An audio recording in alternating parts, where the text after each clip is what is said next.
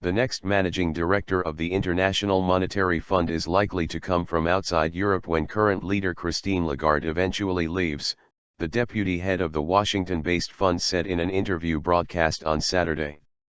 IMF First Deputy Managing Director David Lipton told the BBC World Service the tradition by which a European heads the fund while an American leads the World Bank was coming under pressure and the next appointment would be strictly merit-based.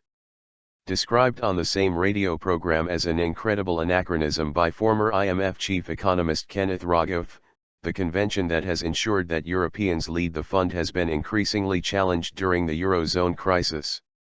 Lipton said that when Lagarde steps down, her successor would probably come from a non-European country. With candidates coming forward from around the world, I think it's much more likely the next time around than it has ever been, he said.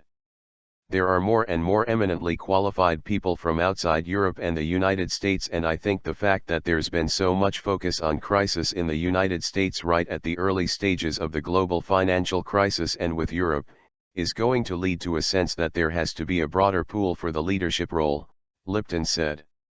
Lagarde, a former French finance minister, took over as head of the IMF in 2011 after her predecessor, Dominique Strauss-Kahn, was forced to resign over a sex scandal. Her 5-year term comes to an end next year, but she was quoted last month as saying she would consider a second term if she had the support of the IMF's members. Although there is no formal requirement that the leader of the IMF come from Europe, it has been the practice ever since the institution was set up after World War II, while the World Bank has always been led by an American.